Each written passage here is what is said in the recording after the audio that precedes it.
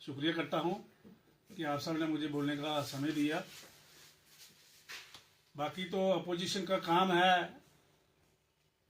Opposite बोलना। जो budget हमारी भारतीय जनता पार्टी के honourable union minister Nirmala Sitharaman ji ने जो बजट पेश किया है वो एक उभरते हुए भारत को गति दी है। आप सब जानते हैं कि जो बजट इस बार हमारी सरकार ने, भारतीय जनता पार्टी की सरकार ने पेश किया है, वो एक उभरते हुए भारत को गति दी है।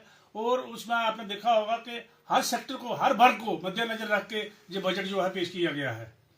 इसमें आपने देखा होगा एग्रीकल्चर जो सेक्टर है, मैं किसान का बेटा हूँ, किसान हूँ और ज़्यादा मैं एग्रीकल्चर पे ध्यान देता हूँ, लेकिन एग्रीकल्चर सेक्टर में आपने देखा होगा जो इस बार जो बजट हुई है वो 22% जो है पिछली बजट से बढ़कर उन्होंने इसमें प्रोविजन रखा है। और एग्रीकल्चर सेक्टर जो है मैक्सिमम आपने देखा होगा कि हमारे भारतवर्ष में 80% जो पॉपुलेशन है वो रूरल एरिया में पड़ती है और किसानों का ज़्यादा ख्याल रखा गया है इसमें। और आपने देखा होगा एग्रीकल्चर के अलावा हेल्थ सेक्टर में भी इन्होंने इस बार जो है बजट बढ़ा के पेश किया और इसमें रक्षा बजट जो है वो भी बढ़ा के आपने देखा कि 24% जो है पिछले साल से बढ़ा के बजट जो है पेश की हुई है। और खास करके आप कहते हैं कि अपोजिशन जो है बजट पे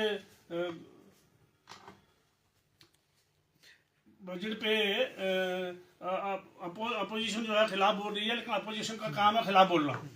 अपोजिशन अगर ये चर्चा नहीं करेगी, खिलाफ नहीं बोलेगी, तो वो बजट जो है वो उस अपोजिशन के जब तक बोलेगी तब तक सरकार का जो है बजट पेश करने का।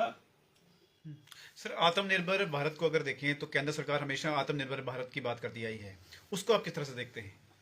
देखो, आत्मनिर्भर जो भारत है उसमें आपने देखा कि इस बार भी उसका इस बजट में काफी ख्याल रखा गया हुआ। स्टार्टअप इंडिया और मेकअप इंडिया को जो पूरा ख्याल रखा गया हुआ है और आपने इसमें पूरा जो स्टार्टअप जो इंडिया है उसमें पूरा ध्यान रखा गया। और खास करके हर वर्ग को आपने देखा कि हर वर्ग को मद्देनजर रखते हुए, खासकर युवा को मद्देनजर रखते हुए जो बजट जो है पेश किया गया है।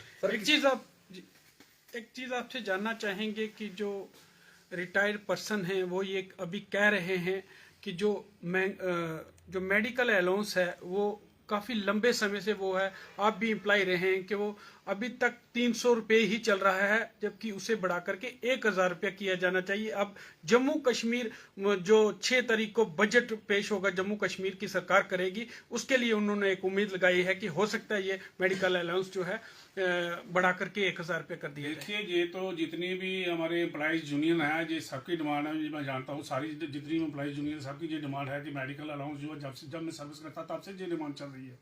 लेकिन ये जो सब्जेक्ट है ये सेंट्रल गवर्नमेंट का नहीं है, ये सब्जेक्ट जो है स्टेट गवर्नमेंट का है। और हमें उम्मीद है कि जो हमारी जम्मू कश्मीर की स्टेट गवर्नमेंट है वो इस बार जो है जितने भी एम्प्लॉई हैं, जितने भी मुलाजिम हैं, उनको एसोसिएशनों को ध्यान में रखते हुए इस बार जो है मेडिकल का जरूर बढ़ाएंगे।